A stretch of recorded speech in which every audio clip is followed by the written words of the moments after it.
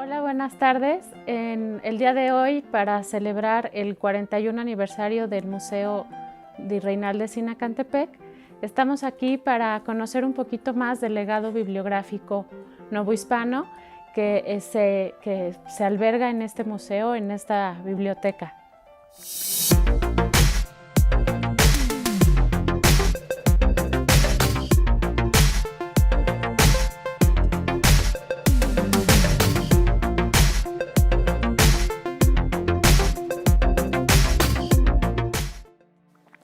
Bien, pues en esta biblioteca se conservan casi 5,000 volúmenes de libros procedentes de bibliotecas conventuales novohispanas. Es verdaderamente una fortuna y una delicia que se conserven aquí en un exconvento que da cuenta de la vida de los franciscanos, del quehacer, de la evangelización, de la importancia cultural, de cómo ayudaron los franciscanos y otras órdenes a darle una forma, la forma cultural que ahora tiene nuestro país. Y ese trabajo que hicieron los evangelizadores en el siglo XVI y posteriormente en el XVII y en el XVIII, tiene mucho de su origen ideológico, de su sustento, de cómo hacían las cosas, por qué las hacían, con qué finalidad. Todo eso está en estos libros. Estos libros son las lecturas que ellos hacían. Aquí estudiaban, aquí se formaban, aquí moldearon su pensamiento en estos autores, en estos libros. Entonces, lo que tenemos aquí, insisto, es una dicha que se conserve porque viene muy bien al mensaje del museo, a conocer la importancia de la evangelización, la importancia del periodo virreinal.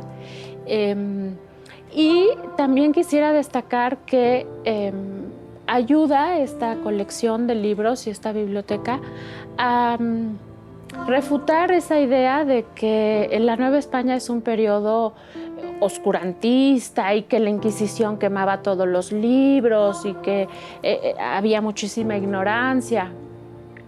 Cabe decir que estos casi 5,000 volúmenes es lo que queda después de siglos de uso y tenemos que decirlo, de algunos... O sea, es decir, siglos de uso y también de desuso, ¿no? O sea, cuando estos libros dejaron de usarse, de ser una literatura contemporánea, corriente, que sirviera a la educación actualizada, pues cayeron en desuso y a veces en olvido, ¿no? Entonces, pues algunos de estos libros están un poco más traqueteados por el tiempo y otros están mejor conservados. Algunos padecen de haber sido comidos por microorganismos o por roedores y otros gozan de muy buen estado de salud, ¿no? Entonces, lo que les quiero decir con esto es que esto es lo que nos queda, pero había más. Entonces, a mí me parece que es una buena muestra como para pensar y poder revalorar el periodo novohispano y el legado cultural del periodo novohispano. Así que bueno, quisiera presentarles esta biblioteca como una biblioteca patrimonial. Esta biblioteca forma parte de nuestro patrimonio cultural, forma parte del patrimonio cultural de los mexiquenses. Nos enorgullece, nos alegra, nos motiva, nos sentimos fascinados cuando visitamos Teotihuacán, por ejemplo. Bueno, este es un patrimonio cultural distinto, pero igualmente valioso. Esta biblioteca es valiosa por muchas razones. Porque nos da cuenta de ese pasado, nos da cuenta de la cultura de aquella época, nos habla mucho de la historia del libro, de cómo el libro como objeto de comunicación ha ido cambiando, y ese es un saber muy importante ahora que estamos en un periodo de transición entre unas formas de comunicación del conocimiento y otras, ¿no? Básicamente el libro que hay en esta biblioteca, dentro de la historia del libro, se conoce como libro antiguo. Es un libro impreso, es los libros producidos ya con la tecnología de Gutenberg, la imprenta de tipos móviles. y que se conservó todavía hasta principios del siglo XIX. Podemos fecharlo así, pues con la salvedad que usamos los historiadores, pero hacia 1830 ya hay otra tecnología para imprimir libros. Y básicamente lo que aquí se conserva es eso, es libro antiguo, es libro hecho con la imprenta manual. Ciertamente la imprenta era una máquina, una prensa, pero esa prensa se accionaba con trabajo y con músculo humano, y todo el trabajo para elaborar un libro era prácticamente artesanal. En la imprenta, los operarios del taller componían el texto de un manuscrito, lo leían y iban componiendo las palabras usando los tipos móviles, y después eso se metía a la imprenta, se entintaba, se ponía el papel del otro lado de la imprenta y se prensaba. O sea, en este proceso lo que les quiero decir es que podían ocurrir muchos errores humanos. Podía batirse la tinta, podían quedar palabras mal compuestas, podía estropearse el papel, podía romperse la prensa, podían pasar muchas cosas. Entonces, todo esto se lo señalo para hacerles conciencia de que cada uno de estos libros es único, es como una artesanía. O sea, si bien ya es una tecnología, ya no es un manuscrito, pero el libro antiguo, cada ejemplar tiene su historia, por la manera en la que se hacían, pero también por lo que sucede después de que se hacían. Estamos hablando de los libros producidos aquí en esta biblioteca. Hay libros del siglo XVI al siglo XIX. En ese periodo de tiempo, los libros salían del taller de imprenta ya cosidos, pero no encuadernados. Se encuadernaban en otro taller, a veces en las librerías. Eso hacía que el comprador, que no necesariamente es el lector, ¿cuántos de nosotros no hemos comprado un libro y honestamente no lo hemos leído? O sea, no porque lo compres lo vas a leer, ¿no? Lo puedes comprar para regalarlo, para donarlo, para muchas cosas. Bueno, el comprador y a veces el lector podía decidir qué tipo de cubierta quería para el libro, qué tipo de encuadernación quería. Entonces, por eso tenemos algunos libros con encuadernaciones más modestas en pergamino y otros en pasta. Lo que queda aquí son libros de bibliotecas conventuales, muchos de ellos de los franciscanos, pero sobre todo de los carmelitas. Y particularmente hablando de los franciscanos, pues todos sabemos que en su carisma está la pobreza, está la austeridad. Entonces, a diferencia de otras bibliotecas patrimoniales mexicanas y europeas donde se pudieran encontrar encuadernaciones costosas, a veces con broches de plata o de oro, o a veces con incrustaciones de piedras preciosas, cosas ya que el lector pedía una encuadernación es casi tan bella y tan artesanal como el propio libro. Este no va a ser el caso. Aquí tenemos libros modestos y libros de uso, o sea, libros que se leyeron, libros que se estudiaron. Por eso tenemos encuadernaciones básicamente en pergamino, pero también las más modernas están en pasta. Entonces, lo que les quiero decir, o retomando el argumento anterior, es que el libro es valioso por ser prácticamente manufacturado, aunque no manuscrito, y por la historia que tiene a partir de que sale de la prensa. Aquí en esta biblioteca hay ejemplares que son la misma edición y tienen encuadernaciones diferentes. Porque ya desde entrada alguien lo mandó pedir, mira, a mí hazme una encuadernación más baratita, pero mándamelo. Y alguien dijo, yo sí lo quiero en pasta, te pago un poquito más, pero ponle una cubierta más fuerte.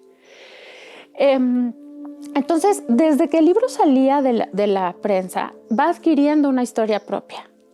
Que si lo compra una orden monástica, que si lo compra un fraile a título personal, o bueno, eso no sería muy raro que pasara, pero o alguien le regaló el libro al fraile, o sea, quiero que piensen en la cantidad de cosas que puede pasar con un libro, ¿no? Entonces tenemos aquí ediciones venecianas, francesas, por supuesto muchas españolas. Y pues piensen desde que el libro sale de su lugar de origen, o sea, piensen por ejemplo en esta edición veneciana, cómo tuvo que llegar de Venecia a Sevilla, de Sevilla a embarcarse y llegar a Veracruz y en Veracruz a lomo de mula en cajones, trasladarse hasta la Ciudad de México y en la Ciudad de México a lo mejor esperar unos meses a que hubiese algún comprador o a lo mejor lo mandaron pedir directamente desde la cúpula de la provincia del Santo Evangelio o de la provincia de San Alberto, en el caso de los carmelitas. La manera en la que llegan los libros a la Nueva España puede ser por una petición, ¿no? Exprofeso, algún factor, algún agente que esté en la península y que traiga los libros. O los comerciantes que podían comerciar con muchas cosas, comerciaban también con libros. Y a veces traían pues cajones de libros y luego los libreros los compraban. O sea, cuando hablo de los comerciantes es gente que comerciaba con muchas cosas y con un volumen importante de dinero. Y luego tendríamos a los libreros, que son los que comercializan esos libros en la Ciudad de México. Entonces, algunos de estos libros nos van hablando de su historia. Nos van contando, por supuesto, de dónde salieron, qué impresor los hizo. Algunos nos pueden dar pistas de su precio, de quién lo compró, de qué año. Muchos nos hablan del reuso, de cómo había un lector que pues o lo dejó de leer o murió y su familia consideró que este era un bien comercial. Esta es otra faceta importante de los libros.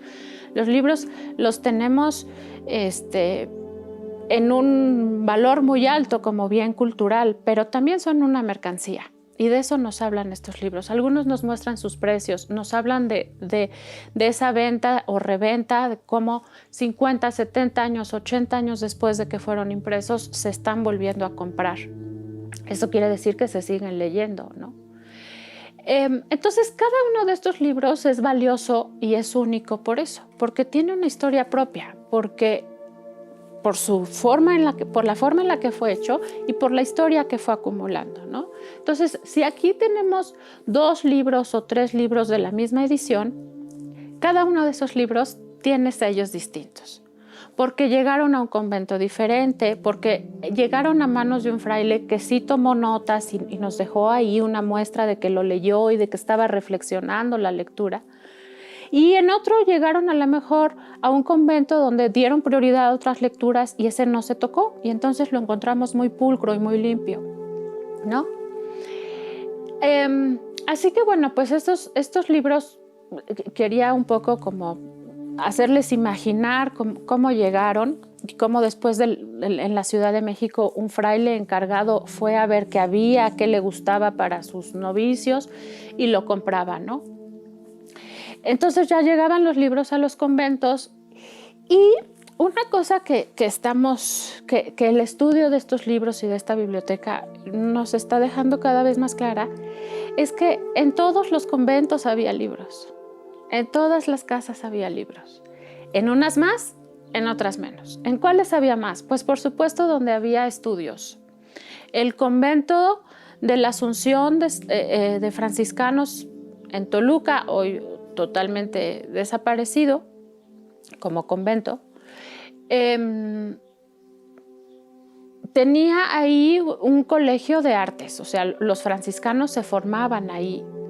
Y entonces pues tenía una biblioteca mucho más grande de lo que pudo haber en Sinacantepec, que no era una casa de formación, sino que simplemente era un convento dedicado a la evangelización de los alrededores.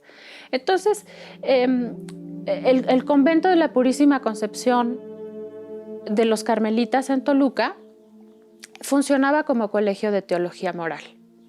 Entonces, esos 2 conventos pues tenían muchísimos más libros de los que tenía Sinacantepec o San Mateo Atenco o Calimaya o Metepec, que no funcionaban como casas de formación. Sin embargo, tenían libros. ¿Por qué? Porque el libro era un insumo para la formación intelectual, para la formación espiritual, para la evangelización.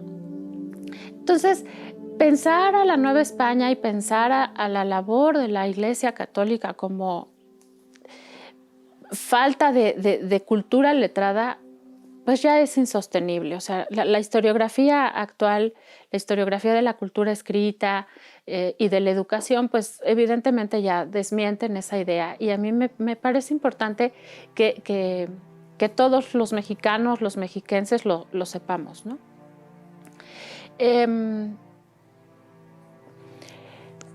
Pues entonces aquí tenemos libros básicamente del Convento de la Purísima Concepción de Toluca, Carmelita, y también se conservan los del Santo Desierto.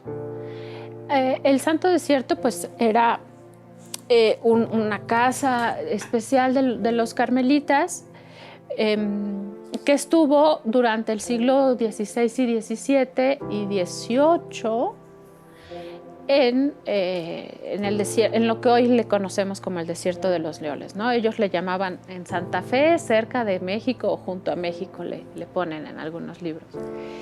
Y ese convento sufrió daños importantes por un temblor, y hay un libro muy hermoso que lamento no tener a la mano, pero hay un libro muy hermoso, hay dos.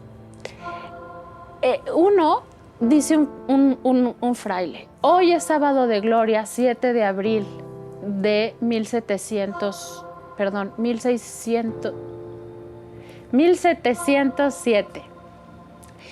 Y lo que viene después es un llamado a la conversión, al arrepentimiento, a buscar el sacramento de la confesión, a buscar la reconciliación. El fraile está aterrado. El fraile está aterrado y le pide a quien lea esa nota que se convierta. Y en otro libro encontramos otra nota importante.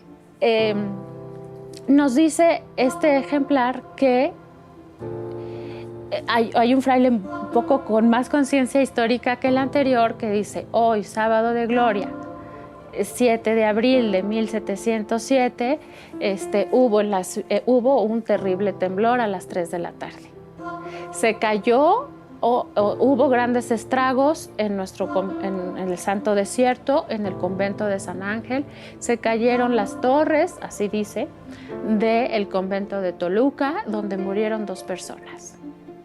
Entonces, les narro esta anécdota porque quiero que vean cómo estos libros nos hablan mucho más allá de que si leían teología moral, bueno, eso ya lo podíamos esperar. Sí, pero nos pueden decir más cosas y por eso tendríamos que valorarlos más como patrimonio cultural. Perdón, me distraje un poco del argumento. Lo que les decía es que el Santo Desierto, pues debido a este temblor y a muchos otros, tuvo que ser reedificado en varias ocasiones, y finalmente a finales del siglo XVIII y principios del XIX se trasladó a Tenancingo. Entonces, aquí hay libros que son de la fundación, que son de la casa, independientemente de dónde haya estado, si en Santa Fe o posteriormente en Tenancingo, ¿no? Porque hay quien hace la distinción de son de Tenancingo o son del Santo Desierto.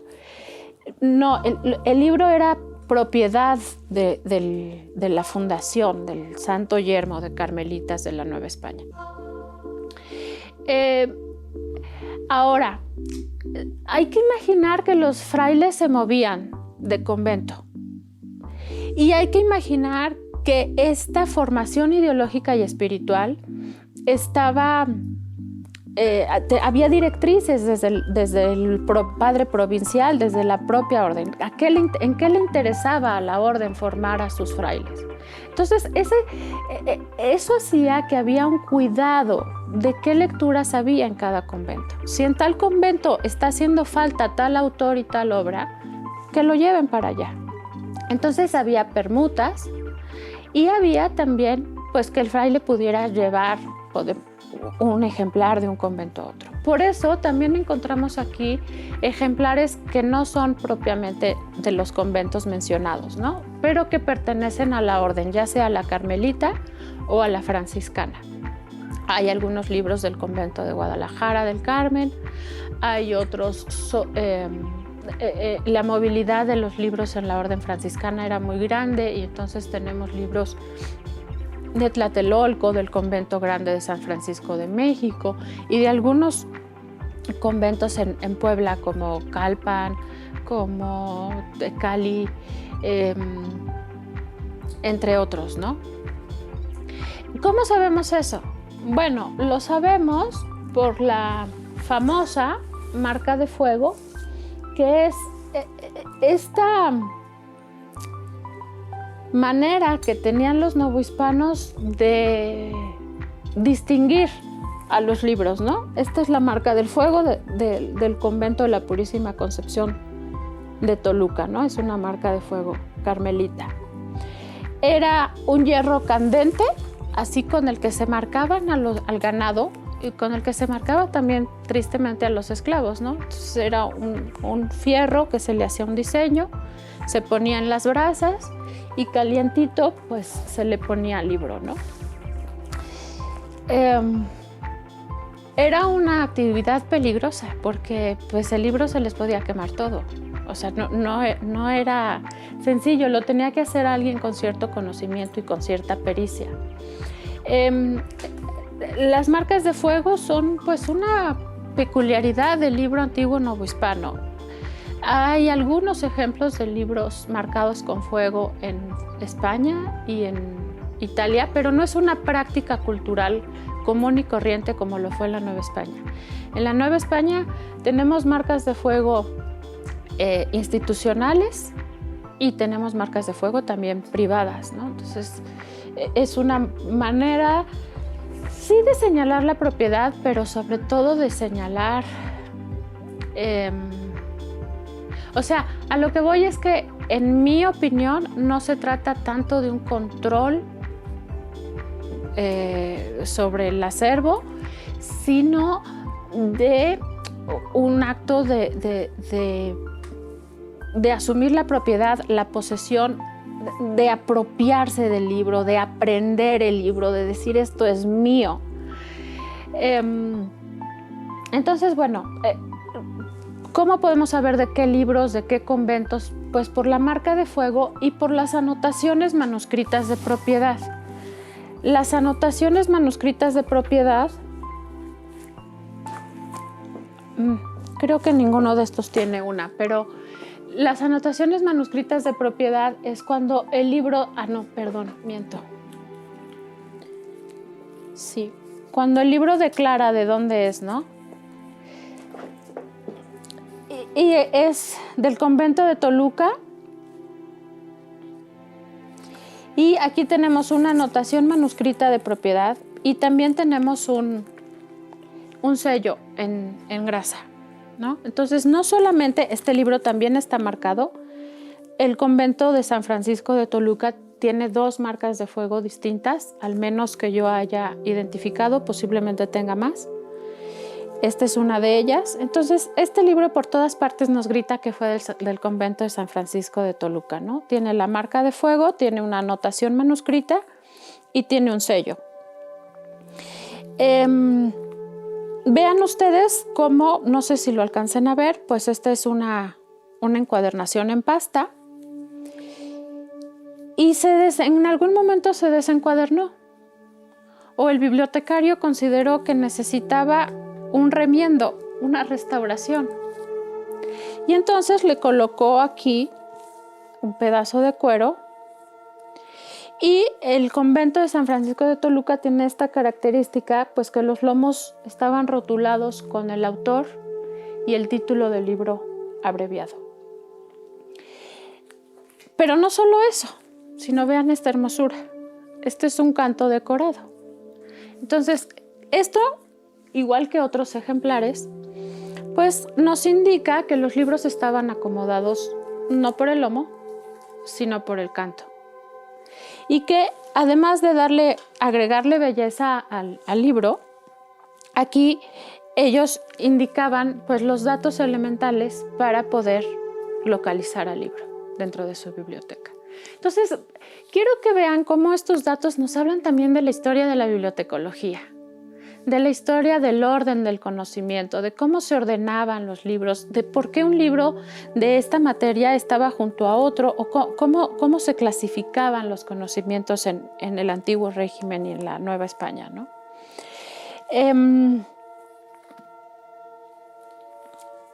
Este libro, por ejemplo, nos dice claramente que su historia debe ser muy distinta a otro ejemplar. Este salió de Salamanca. A otro ejemplar que salió de las mismas prensas y que se quedó en Salamanca. Este nos habla de todo el camino que fue recorriendo, ¿no? Bueno, supongo que, o quiero pensar que se estarán preguntando ¿qué pasó después? ¿O cómo llegaron hasta acá? ¿O cómo los conservamos? Esa parte también es muy, muy relevante. Pues estos libros permanecieron en sus conventos, permanecieron en uso hasta bien entrado el siglo XIX. Todos sabemos de las leyes de reforma y la desamortización de bienes eclesiásticos, que no solamente afectó a los conventos y a los bienes inmuebles, también a los bienes muebles, ¿no? Entonces, muchos de estos conventos que tenían libros y librerías, que en aquel momento el vocablo librería aludía a lo que hoy nosotros también entendemos por biblioteca, y fue en ese momento cuando el gobierno, digamos que se hace de estos libros, ¿no? Los conventos tienen que entregar sus libros. En el caso del Estado de México, esta biblioteca nos habla de cómo los libros, y además es información que hemos contrastado con fuentes de archivo, estos libros pasaron a lo que en su momento era la biblioteca del Instituto Científico, y el Instituto Literario de Toluca. En ese momento todavía no era científico y literario, era Instituto Literario de Toluca. Y pues allí estuvieron, no me queda muy claro qué tanto se usaron o si nada más se guardaron, pero sí formaron parte de la biblioteca. A finales del siglo XIX, durante el gobierno de José Vicente Villada, él decide reabrir la Biblioteca Pública del Estado de México y entonces solicita al instituto que entregue esos libros. Y esos libros pasan a la Biblioteca Pública Estatal. Así pasan prácticamente todo el siglo XX, y cuando se funda el Instituto Mexiquense de Cultura y la Biblioteca Pública Central, se llevan allá como el fondo reservado. Hace 41 años que se abrió este museo, se trajo parte de la colección para que se resguardase aquí. Esa es la trayectoria de estos libros. Y esta segunda parte de su historia, este peregrinar por bibliotecas, también está en los libros. Los libros están marcados con el sello de la Biblioteca Pública del Estado. Hay distintos tipos de sello. Nos hablan también de algunos números de catálogo que tristemente no se corresponden con los de ahora, pero nos hablan de los distintos momentos en los que han estado al cuidado de distintas bibliotecas. Hoy los tenemos aquí desde hace 41 años y yo creo que es un legado del que nos debemos de sentir sumamente orgullosos y conocer que el patrimonio cultural mexiquense también lo forma el patrimonio bibliográfico. Bueno, como vemos hay distintas formas de libro, tamaños de libro, ¿no? Este libro en folio, el tamaño más grande, era un libro de estudio. Este es, por ejemplo, un curso de teología de los carmelitas. Entonces, esto es un libro grande que se ponía sobre una mesa y que obligaba a un estudio y a un trabajo intelectual más serio, ¿no? Conforme el libro va decreciendo en tamaño, vamos llegando al libro devocional. Este librito lo pueden imaginar en el bolsillo de uno de esos frailes. Este librito, tratado de oración mental, lo pueden imaginar cuando él en su celda, al caer la tarde, se ponía a leer, o cuando muy temprano en la mañana podía aprovechar un poco de luz y hacerlo también, o mientras paseaba en la huerta, o en el refectorio, en el refectorio no, pero este es el tipo de lectura individual, silenciosa, para la reflexión, para el crecimiento espiritual. Y estos son más para el estudio, ¿no? Sobre esos les hacían exámenes. Esto tiene que ver con su examen de conciencia, con su crecimiento espiritual. Entonces, pues les quiero mostrar que había libros para todo, para el estudio, pero también que la lectura era una actividad muchísimo más cotidiana de lo que pensamos. Ciertamente había un analfabetismo muy grande, no voy a decir aquí que era una sociedad alfabetizada, pero la práctica de la lectura y de la escritura estaban muchísimo más extendidas de lo que pensamos. Los invito a que conozcan el Museo Virreinal de Sinacantepec, vengan, se acerquen. La biblioteca forma parte del museo. Ustedes pueden imaginar a través de esta biblioteca cómo eran las bibliotecas conventuales novohispanas, y les aseguro que quedarán asombrados y maravillados de la belleza y el gran valor cultural de estos libros. Edomex, decisiones firmes, resultados fuertes.